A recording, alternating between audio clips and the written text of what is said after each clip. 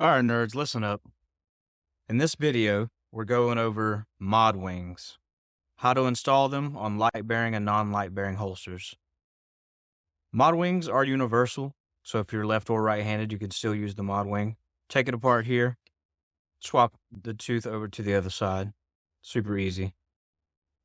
But here, say you have a BAPX, no ModWing. You order the ModWing, you can install it. We send you the proper hardware, and you just remove the old hardware, like so.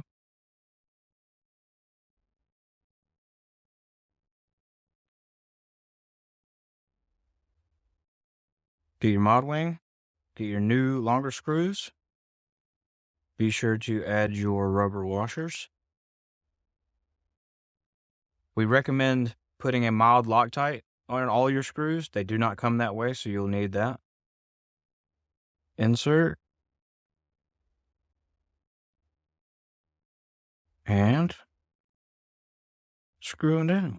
Now in this part, this is where you'll need to retune the draw strength to your preference. So once you get it back on, lined up, everything's in line, this is where you will test the fit. So you will take your unloaded firearm, test it until you get the right draw strength. Even make sure the firearm's unloaded and put the holster on and then test it, because that's the real strength once it's inside the waistband. So for a non-light bearing setup with a tough clip, this is you adding a tough clip or adding a ModWing to your holster that already had a tough clip.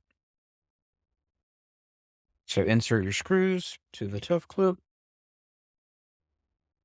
put on your rubber washers, first layer, insert ModWing, now put on your bottom layer of washers, and insert into your holster. It's very easy.